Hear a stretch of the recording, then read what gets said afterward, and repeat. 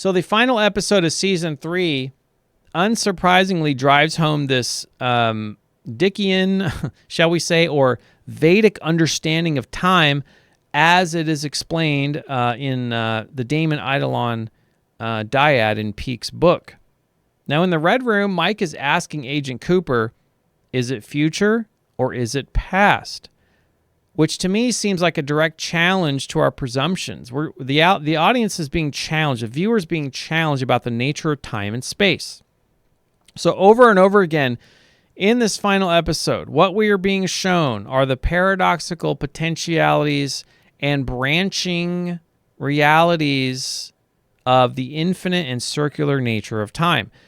I mean circular in the sense that events can and do repeat, but not in any predetermined way, nor in any fixed pattern. So there's kind of a middle path between those two extremes. Okay, so it's the only thing that really makes sense here is that Lynch is having a play with and exploring the notion of time and space and its relationship to what comes next after we die, which seems to be the most prevailing theme among a few other things that he's playing with here.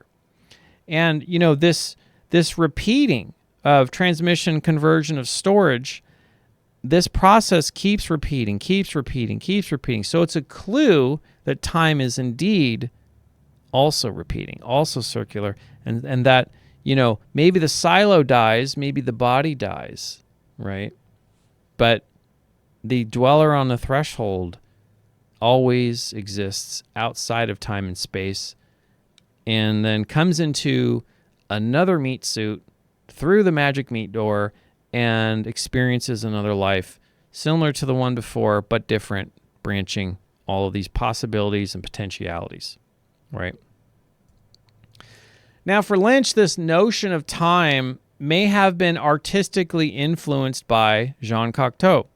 Cocteau is undoubtedly one of the most prolific and influential artists of the 20th century.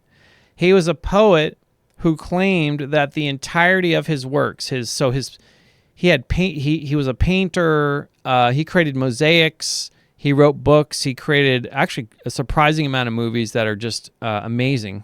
You should see all his films if you're at all a fan of Lynch. And he created numerous other projects that were really what he claimed to be just different forms of poetry. So it's a very interesting way to look at, to explain his work and to look at that. So a claim in itself, which lends, this claim that everything that Cocteau did in his lifetime, in his work, was some form or another form of poetry, right? Lends some insight into the level of genius we're talking about here. And Cocteau himself in his later life was open to the idea that genius and the notion of the individual, as it widely is understood or generally understood, is actually just an illusion, okay? He has a very interesting video. I'm going to talk about this a little bit more. He has a very interesting video about, he does a film in like 1962. I believe that's the year before he died, where he's talking to the youth of the year 2000. It's just, you have to watch. It's fascinating. So Cocteau seemed to have a rather interesting set of metaphysical ideas about the nature of reality and of time and space of his own, which appears to have influenced Lynch in his subsequent works.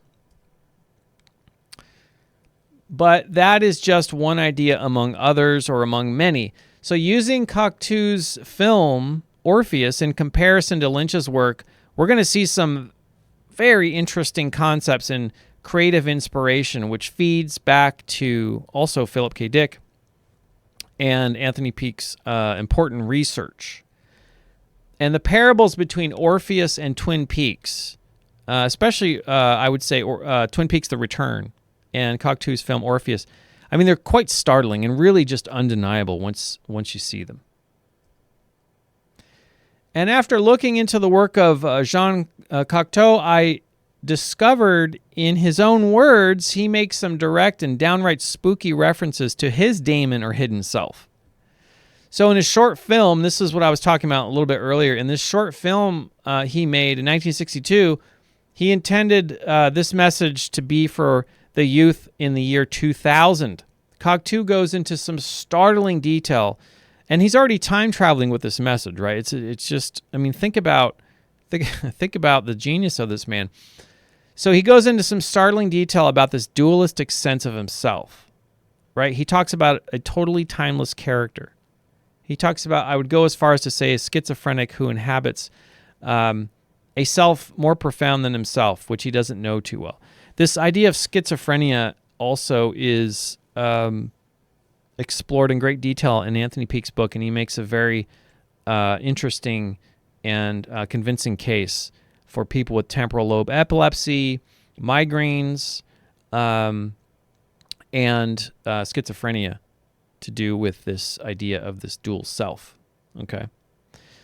So he goes into some startling detail, and it makes me wonder. So after I find this video of Cocteau speaking to the world 2000, then or speaking to people in the world of the year 2000, I should say, I start to wonder where Anthony Peake's theories begin and Jean Cocteau's end, because it seems like actually most of Peake's ideas probably came from this man. So regardless, though, there seems no doubt that Cocteau is talking about Lynch's dweller on the threshold in Twin Peaks. At least that's the way I'm seeing it.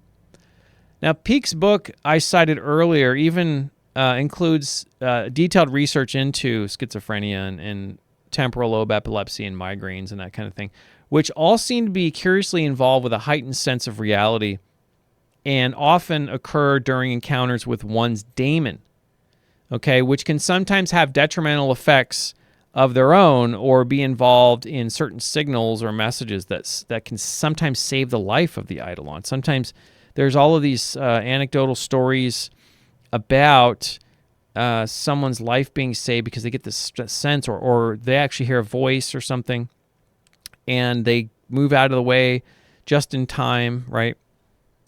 And their daemon saves them. So now let's get into some of the similarities with Orpheus and Twin Peaks Season 3. So the similarities in the radio messages between these two works is so clear. In Orpheus, death is seen here on the upper left panel. Okay, this woman here plays Death. She is seen here with the poet who is transmitting a signal that she killed earlier in order to use his prose to transmit a secret language that she knows the protagonist, Orpheus, will respond to.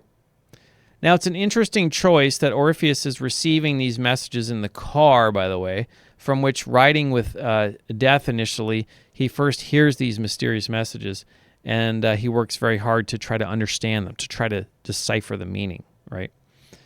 Really, quite a brilliant play between the artist as transmitter and the audience as receiver. Because, you know, and I'm guilty of this, desperately trying to decipher the meaning of these mysterious messages, right? Which, in my mind, I would say Cocteau is having a bit of a laugh by saying that searching for meaning is futile and even dead. It represents death in comparison to simply seeing things as they really are and taking life on its own terms and just, you know, as Lynch says, going and enjoying the actual process of the doing. That's its own reward. So there's a lot more to be said about this notion, but needless to say, Twin Peaks seems to share a similar motif in this way. And of course, we have the got a light guy who has this very mysterious, nonsensical prose that he delivers through the microphone, just like this dead poet. Okay, these are both dead characters, by the way.